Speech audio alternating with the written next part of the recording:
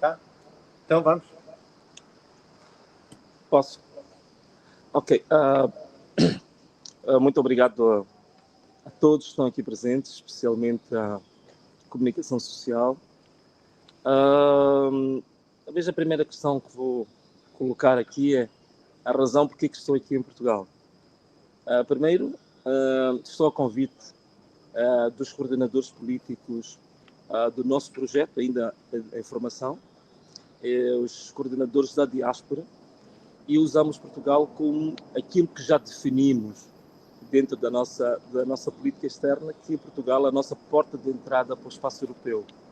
Então, nós estamos aqui em Portugal para estreitar laços com parceiros da ordem política, parlamentar, extraparlamentar, mas também outro tipo de organizações, não propriamente políticas, mas organizações sociais, sobretudo ligadas aos direitos humanos, e também, por último, para começarmos a estreitar relações com parceiros do ponto de vista de apoio e intermediação em termos de formação, em termos de intercâmbio e troca de experiências. E isto vai ser feito em Portugal, vai ser feito na Alemanha e alguns países que oportunamente nós vamos aqui definir. Mas um dos pontos mais importantes é exatamente a consolidação das nossas bases políticas em todo o espaço europeu, que neste momento é uma das, digamos, uma das comunidades que nós estamos muito bem enraizados, é justamente na Europa, mas queremos fortalecer isso, porque agora entramos numa nova fase da nossa luta política, que é a fase, aquilo que nós chamamos do combate político puro, em que nós pretendemos passar a ser uma força política muito bem atuante e ativa, tanto a nível doméstico em Moçambique, assim como a nível internacional. Temos algumas confirmações, por exemplo, alguns partidos relevantes em Portugal. Temos a confirmação de encontro com o PSD, com a Iniciativa Liberal, com o Chega, e esperamos agora a confirmação em termos de agenda com o CDS-PP.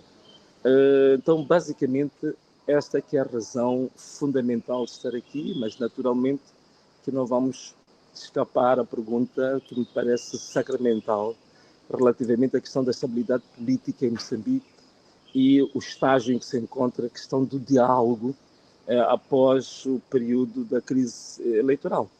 Relativamente a essa matéria, temos que dizer que, de forma geral, no aspecto da segurança houve alguma melhoria, mas infelizmente temos outros itens que foram objeto de discussão e de consenso nos dois encontros que nós tivemos com o chefe de governo, Daniel Chapo, que infelizmente não só não estão a ser cumpridos, como estamos estupefatos pela abordagem que está sendo feita desses mesmos pontos. E uma delas foi feita aqui em Portugal e na Espanha. O Daniel Chapo dizia que não tinha nenhum acordo com o Venâncio, portanto não havia absolutamente nada acordado entre nós, pelo que eu não podia de forma nenhuma publicamente fazer alguma exigência do cumprimento de um item que tinha sido acordado. Relativamente a essa matéria, temos que dizer que nós gostaríamos de falar de fatos. No primeiro e no segundo encontro foram produzidos comunicados da Presidência da República, e esses comunicados são mais do que explícitos sobre os temas que foram lá abordados. E sobre essas matérias, para além dos comunicados da Presidência da República, também nós teremos testemunhas, que são pessoas de uma credibilidade suspeita. Estou a falar do antigo bastonário da Ordem dos Advogados, Tomás Timbane, o atual o bastonário da Ordem, que é o Carlos Martins. Estou a falar do antigo reitor da maior universidade do país, que é o Narciso Matos, o Dr. Narciso Matos, o atual reitor de uma das universidades também destacadas, que é o filósofo Severino Nguenha, aliás, que é o coordenador do grupo dos facilitadores. Portanto, tivemos aqui pessoas de gabarito, pessoas com pergaminhos suficientes para dizer que são testemunhas válidas. Então, era importante também ouvir essas testemunhas, o que realmente elas testificaram naquela sala do diálogo. Portanto, houve pontos, sim, que foram consenso, e um deles tem a ver com os mais de 4.000 manifestantes que estão até este momento detidos, muitos deles, né, que não foram submetidos nem a nenhum juiz de instrução, não foram submetidos a nenhum procurador, estão detidos ilegalmente há mais de 5 meses. havia um consenso de que estes manifestantes deviam ser libertos e devolvidos ao convívio familiar, faltando apenas o consenso em relação ao modelo jurídico que havia de ser adotado, se era um indulto ou se era uma anistia. Mas isto havia de consenso em relação a isto. Aos que estão feridos, mais de 2.000 cidadãos que foram feridos durante este período, alguns deles com lesões irreversíveis para a sua vida, outros ainda com projéteis com balas ainda dentro do corpo e que tinham problemas de ter tratamento médico no Sistema Nacional de Saúde. E o consenso é que deveria-se dar uma instrução ao Sistema Nacional de Saúde para tratamento médico e medicamentoso gratuito para essas pessoas e, por último, compensações que tinham de ser estabelecidas para aquelas famílias que perderam os seus garantes de sustento, portanto, os cabeças de família.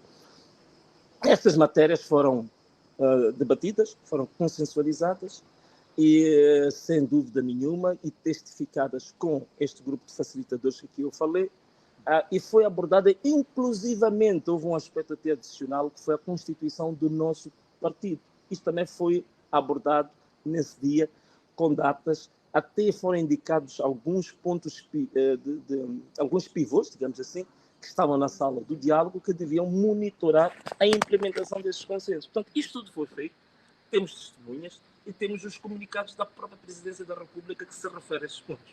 Então, quando ele vem e diz que não há nenhum acordo, quando vem e diz que em relação aos que estão detidos, a questão que nós colocamos não tem enquadramento legal, isto significa apenas duas coisas.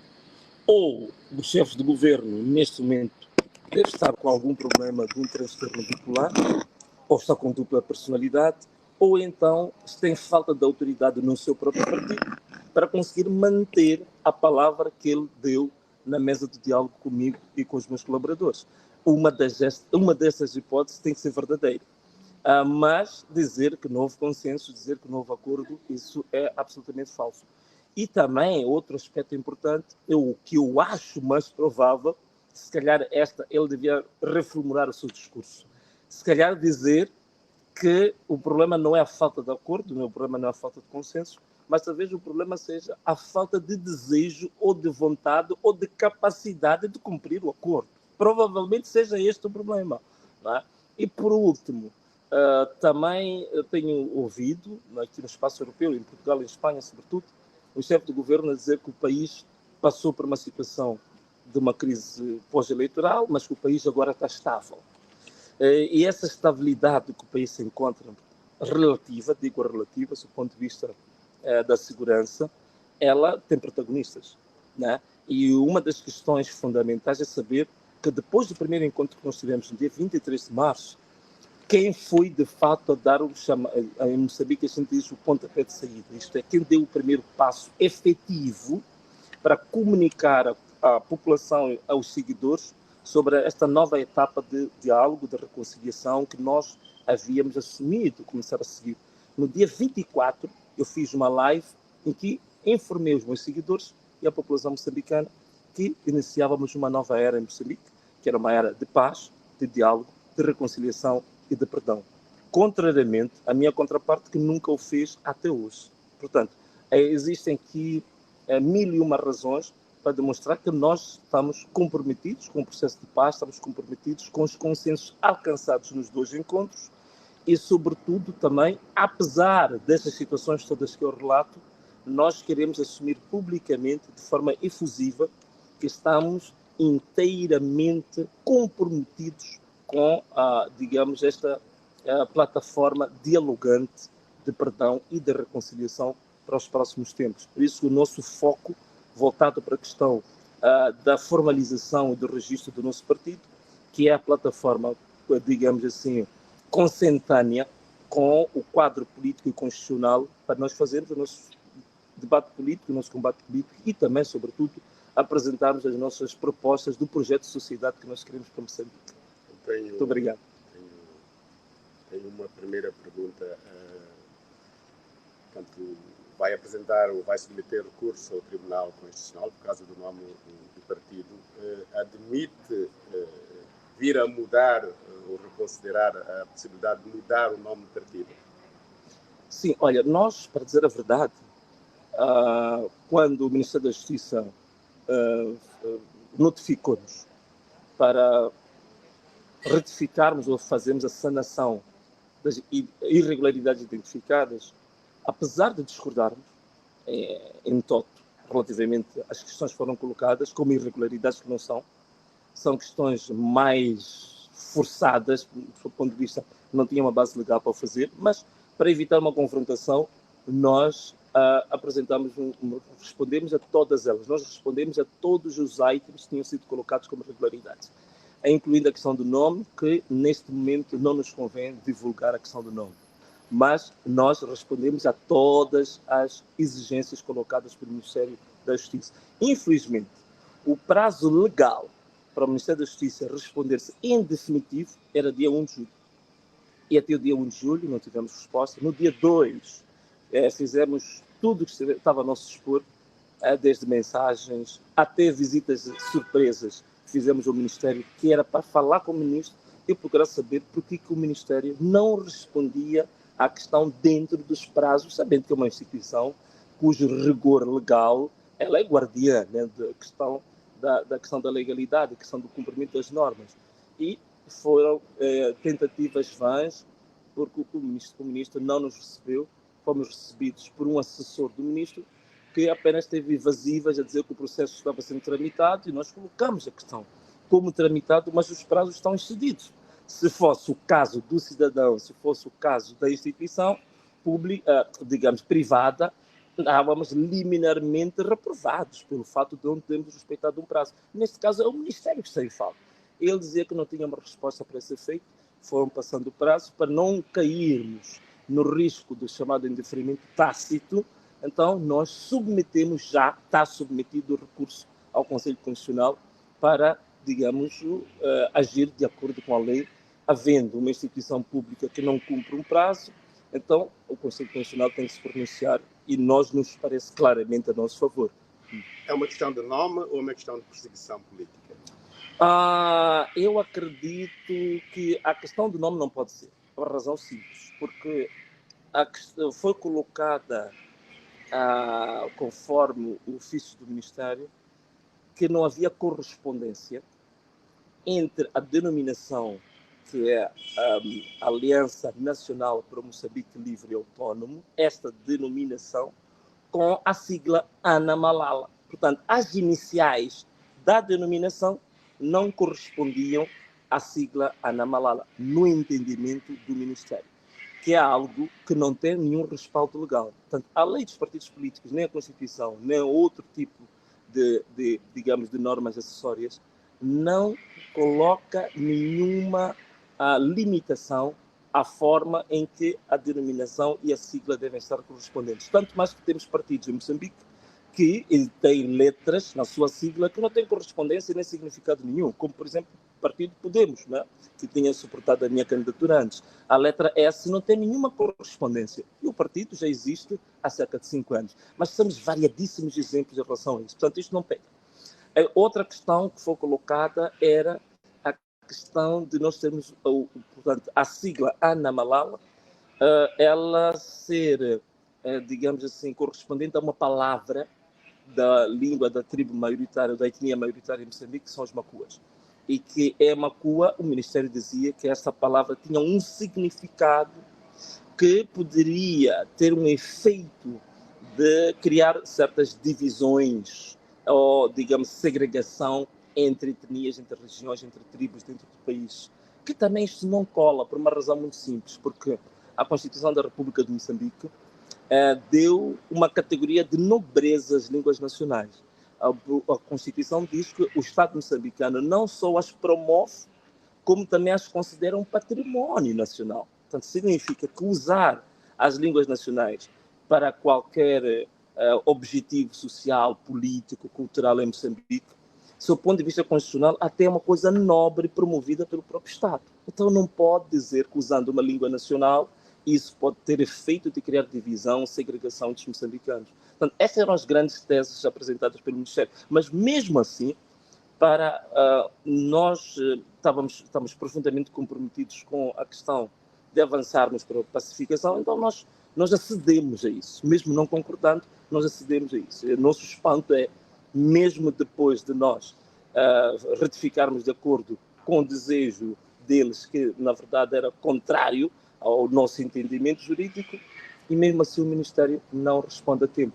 Agora, a questão em concreto, não pode restar outra interpretação, senão exatamente essa que colocas na pergunta. Me parece claramente uma tentativa de obstrução do registro e também da formalização da nossa participação política dentro do quadro legal e constitucional do país. Mas não será, ou seja, não quero revelar um novo nome, mas Ana Malala não será, ou seja, esse nome caiu em definitivo. Sim, em princípio, sim. Então temos uma nova proposta de nome. Temos uma nova proposta de nome. Sr. Engenheiro, aqui em Portugal disse que se vai reunir com uma série de partidos, não referiu nenhum partido da esquerda parlamentar. Porquê? Não pediu audiências ou não teve respostas? Não, sim, não tivemos respostas. Nós fizemos ofícios, tenho ali algumas das minhas colaboradoras, fizemos ofícios a todos os partidos. Eu reconheço que o fizemos tardiamente para o Presidente da República. Fizemos isso, acho que faltando 2 dias para a minha chegada. Portanto, houve algum aspecto em termos organizacionais, mas também fizemos chegar um ofício à Sua Excelência Presidente da República, professor Marcelo Rebelo de Sousa, e que estamos ansiosos em que ele possa responder positivamente ao pedido do encontro. E da parte do Partido Socialista e de outros partidos da esquerda parlamentar? Não tivemos resposta até este momento. Não tivemos resposta até este momento. E não sei, se calhar, porque se deve pensar que eu esteja ideologicamente ligado à direita, mas se olharem para o nosso programa, eu acho que nós somos mais centristas, porque nós temos vários elementos dentro do nosso projeto de sociedade, dentro da nossa política económica, que estão, digamos assim, que são diversificados e que são muito transversais, tanto a alguns valores nobres da esquerda, assim como da direita. Portanto, é por isso que muitas vezes no debate moçambicano nós evitamos muito fazer debate ideológico, porque nós achamos que a questão fundamental para nós era o conjunto de valores que nós defendemos. E isso está acima de qualquer questão doutrinária e questão ideológica. Então, nós temos sido muito rigorosos em relação a essa matéria e evitar extensões de debates ideológicos muito aprofundados, porque sabemos que a questão do bem-estar do povo está muito acima e vai muito para além dos limites estanques das doutrinas e das ideologias. Muito bem. Só mais alguma pergunta? Gostava de saber que comentário pode fazer relativamente àquela experiência que viveu em Angola, não tendo podido entrar, e não apenas o senhor, mas muitos outros presidentes. Sim, olha, de facto foi a primeira vez na minha vida no espaço lusófono que eu fui sujeito a uma situação do género, né? Ser deportado, e a grande questão é que eu, na altura, procurei, antes de se efetivar, digamos assim, a minha deportação, tentar perceber quais eram as motivações para esse efeito. Nem encontrei respostas.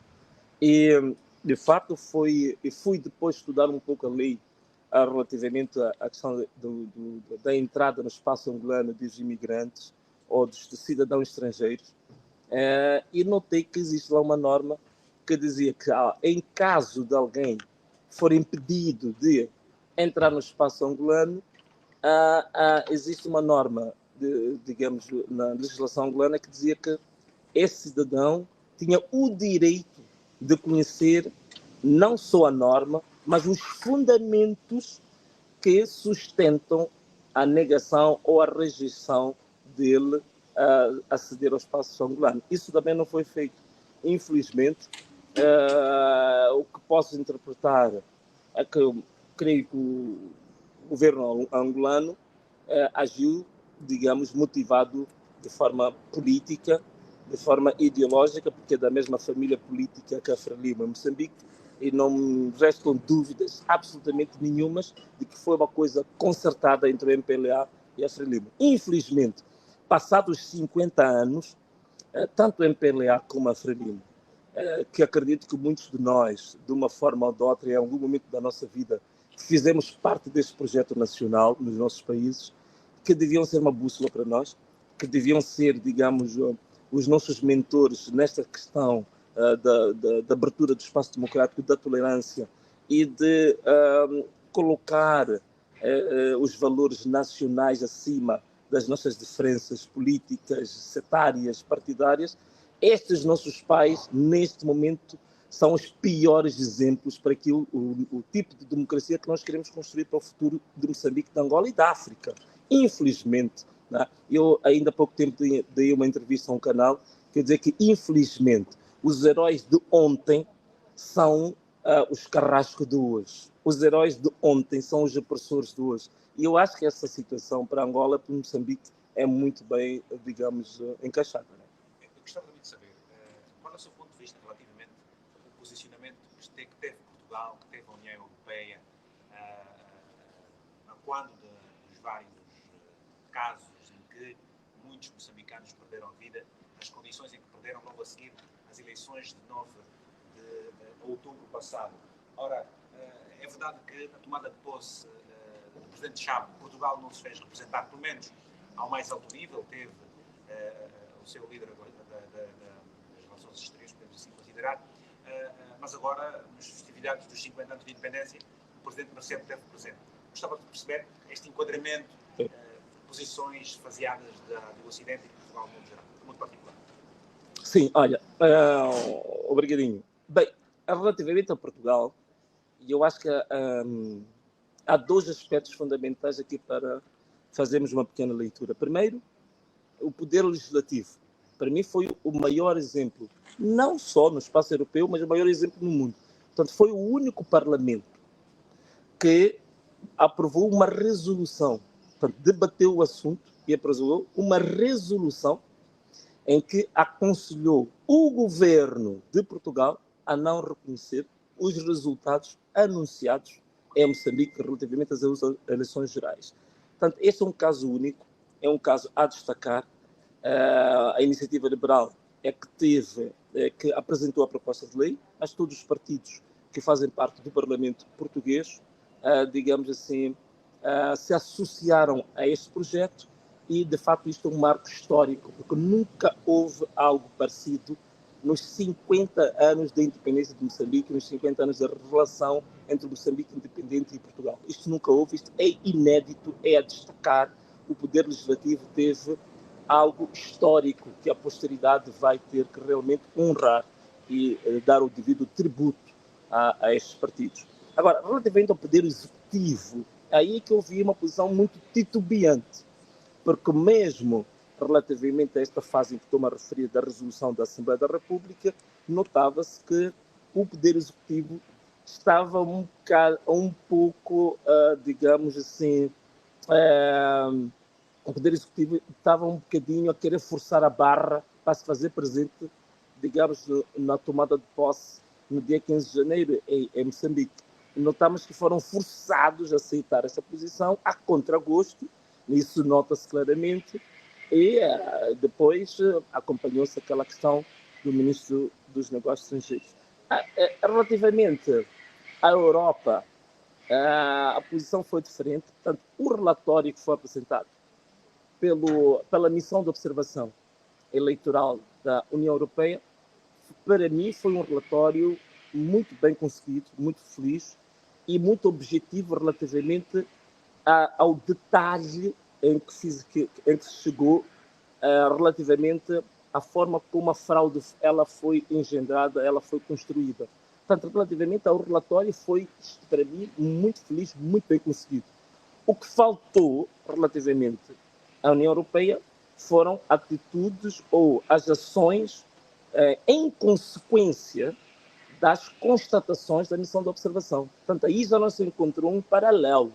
Portanto, praticamente um relatório muito bom, mas sem consequências concretas derivadas desse relatório. Para mim, aí a coisa aí foi um bocado infeliz e, sobretudo, se nós quisermos fazer um paralelo com outra geografia, por exemplo, como a Venezuela, não é? Que é um caso muito similar ao que aconteceu em Moçambique, a União Europeia assumiu uma posição um pouco mais acutilante, um pouco mais incisiva, muito mais pública e muito mais, digamos, clara. Em relação a Maputo, a Moçambique, a posição foi um pouco titubeante relativamente a isso. Essa última fase do Presidente da República, Marcelo Rebelo de Sousa, que esteve em Moçambique, Bom, nós sabemos que o Marcelo Rebelo de Sousa tem razões, aquilo que vamos chamar razões telúricas, não é? Com Moçambique, não é? Portanto, ele tem razões muito afetivas e até íntimas da relação com Moçambique. E uma pessoa que está em fim de carreira, eu só posso perceber a questão nessa dimensão, porque não me parece haver desconhecimento por parte do professor Marcelo, porque nós até enviamos para o gabinete dele o segundo relatório sobre a violação de direitos humanos graves que aconteceram em Moçambique, que era para ele ter conhecimento sobre isso. Mas eu acho que pesou mais o lado afetivo, o lado telúrico, o lado emotivo, o lado emocional dele para se fazer presente a Moçambique. Isso também não era problema nenhum. Agora, o que faltou também, essa segunda etapa, faltou depois, chegada a Moçambique, como Presidente da República Portuguesa, assumir essa posição de estadista, posição imparcial, que era de, pelo menos, arranjar um encontro entre as partes que estiveram, digamos, em conflito durante o período pós-eleitoral. Eu penso que isso teria feito uma boa imagem do Presidente da República, mas, infelizmente, ficou a ideia de uma associação muito mais partidarizada nessa última viagem que ele fez a Moçambique. Agora, o Ana Malala ainda não está reconhecido, havendo a hipótese de trocar o nome, se esse for o pretexto que tem estado a dificultar a legalização do partido. Conversou com o Presidente Chávez já muito recentemente, foi então indicado e aceitou fazer parte do Conselho da República. Quando é que vai se sentar na primeira reunião? Se tiver essa oportunidade, o que é que vai dizer os demais membros deste Conselho da República? Tá, obrigado. Sim, o Conselho da República é Angola, Moçambique é o Conselho de Estado, né? É assim, Vítor, em princípio, primeiro, não estou no Conselho de Estado como fruto de uma generosidade do chefe de governo, não. Estou no Conselho de Estado como um imperativo constitucional. Portanto, é a Constituição que impõe que o segundo mais votado na ótica do Conselho Constitucional, ele tem entrada automática para o Conselho de Estado. Portanto, não depende de nenhuma boa ou má vontade do chefe de governo. Esse é o primeiro ponto. Segundo, é que eu fiz uma escutação pública para perceber o que realmente o povo moçambicano, qual era a percepção do povo. E nós fizemos uma espécie de inquérito em que foram feitas 10.650 respostas com comentários. E, com base na inteligência artificial, fizemos a sistematização destes dados e notou-se, o resultado foi 87% dos inquiridos diziam sim, faça parte do Conselho de Estado. Agora, relativamente ao posicionamento que eu vou tomar lá, já deixei isso muito bem claro, que eu não vou ao Conselho de Estado pura e simplesmente para ser mais pura e simplesmente cumprir um normativo, digamos, um imperativo constitucional, não só isso. Eu vou lá para fazer a diferença, mas essa diferença, sobretudo, continuar a ser o porta-voz da voz daqueles que não têm voz, não é? E uma das questões primárias que nós fizemos como o primeiro sinal do que nós realmente queremos fazer no Conselho de Estado foi a apresentação de um projeto de lei de revisão da lei do Conselho de Estado. Porque eu estive a ler a lei do Conselho de Estado e notei que ele está muito limitado e precisava de alguma atualização em função dos desafios da atualidade. E já apresentei ao próprio Conselho de Estado o projeto de revisão da lei, que vai permitir ser um Conselho de Estado mais atuante, ser um Conselho de Estado mais próximo ao cidadão e ser um Conselho de Estado menos elitista e mais, digamos assim, entre aspas, popular, não é?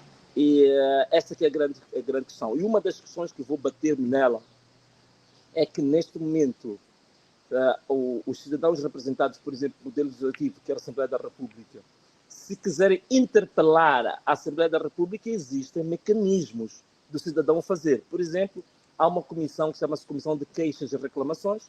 Se o cidadão tiver uma queixa, vai a esta comissão, apresenta uma queixa. Mas, relativamente ao Poder Executivo, não existem mecanismos de interpelação do povo em relação ao Poder Executivo. Portanto, não existe nenhum mecanismo do povo ou do cidadão, por exemplo, interpelar o Presidente da República. E uma das coisas que vou bater-me é exatamente na construção dos mecanismos que permitem intermediação e interpelação do povo diretamente ao chefe do governo, por exemplo. Essa é uma das questões que consta da minha proposta de revisão da Lei de Conselho de Estado. Portanto, esta vai ser a postura, esta vai ser o posicionamento que eu, digamos, vou assumir, né? Como membro do Conselho de Estado. Força, por mim. Eu gostava de perceber o seguinte: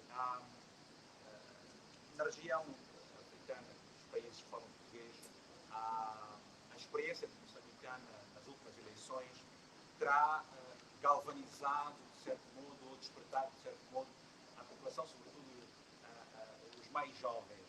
Ora, Guiné-Bissau está a viver um caso muito paradigmático, em que este ano poderá haver eleições em novembro próximo. Angola vai ter eleições em 2027. Os moçambicanos já dizem que são agora os americanos dos angolanos. Portanto, é esse jogo de brincadeira que se tem para comparar os países do ponto de vista das influências. Qual poderá ser, o que é que espera das próximas eleições em Angola e, pela sua experiência e a reação do povo moçambicano, como é que acha que poderá ser a reação do povo angolano e como é que acha que Guiné-Bissau também se deve comportar e o que é que pode acontecer no futuro nestes dois países que têm casos muito particulares com vista de reação e de situação política? Sim, olha, me parece que o caso de Moçambique, tudo bem, não foi uma questão meramente, eu posso dizer, meramente eleitoral. Portanto, a questão não foi propriamente uma reação relativamente à questão cíclica das crises eleitorais que já vem há 30 anos. A questão de Moçambique, a questão transbordou, extrapolou para além disso.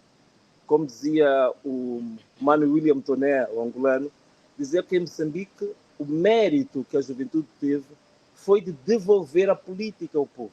Portanto, a política, no sentido mais global, ela estava um bocadinho quase que adormecida, ela estava um bocadinho, digamos assim, quase que em hibernação em Moçambique, que não é diferente do caso angolano. Portanto, estas manifestações que duraram quase 5 meses em Moçambique iniciaram de protestos puramente eleitorais, a busca da verdade eleitoral, mas depois elas começam a transitar para protestos mais transversais, mais com outro tipo de tentáculos, que vão desde o custo de vida, à questão ligadas à liberdade de expressão, aos direitos fundamentais. Significa que a questão eleitoral foi uma espécie, digamos assim, apenas da pedra de toque que permitiu que a política fosse devolvida ao povo. E eu creio que este caso acabou, e me parece inegável que isto teve efeito em Angola, que isto também teve efeito também na Guiné-Bissau, nos PALOP no geral. Inclusivamente, tive casos, quando participei no Fórum de Oslo, das Liberdades, que é o maior Fórum Mundial de Liberdades em Oslo, encontrei várias nacionalidades, desde o Quênia, vários países africanos, que diziam que eles estavam ali porque tinham desejo de aprender como agirem nas próximas eleições nos seus países a partir do caso moçambicano. Significa que não me parece, me parece inegável que em Angola não vai ser diferente. E penso que a injeção já foi dada, porque este é um caso único, é a primeira vez nos PALOP que nós temos uma manifestação que dura 5 meses e o povo ali resoluto, digamos, nos protestos, sem vacilar, mesmo com toda a repressão brutal, com todo o tipo de violação de direitos humanos, na escala, para mim, de crimes contra a humanidade que foram cometidos, mas o povo continuou inflexível, resoluto, para demandar pelos seus direitos. E acredito que a Angola já está injetada, a Angola está infectada. A única questão, Vítor, que eu acho extremamente importante, é que é preciso garantir, para mim, a questão central nessa questão das fraudes, é preciso garantir o apuramento dos votos o mais curto espaço de tempo possível. Porque, normalmente, a fraude ela é operacionalizada quando nós partimos das mesas, do local onde a gente deposita o voto, e depois começam as várias fases do apuramento até o anúncio final dos resultados. Aqui é que está o perigo. Acredito que em Angola não é diferente. Se nós conseguirmos uma batalha, do ponto de vista da revisão da lei eleitoral, que permita que possamos ter resultados eleitorais em 24 horas, na pior das hipóteses, em 48 horas, eu penso que há de haver questões extraordinárias e inéditas em Angola, Guiné-Bissau e África A também. sociedade civil moçambicana debateu-se muito nesta situação, apresentaram-se várias queixas na própria União Africana e na África do Sul também. Várias associações apresentaram queixas. Falou um pouco de aquilo que aconteceu em Moçambique, que considera como tendo crimes contra a humanidade. Espero que o Tribunal Penal Internacional possa intervir, possa um dia algumas pessoas possam ser intimadas e depois Sim, olha. eventualmente. Sim. Olha, eu acho que sim. Infelizmente, a reação mais óbvia devia ter havido um posicionamento muito claro no âmbito da SADC, no âmbito da União Africana, mas por razões, por economia de tempo deste espaço, não vou detalhar isto.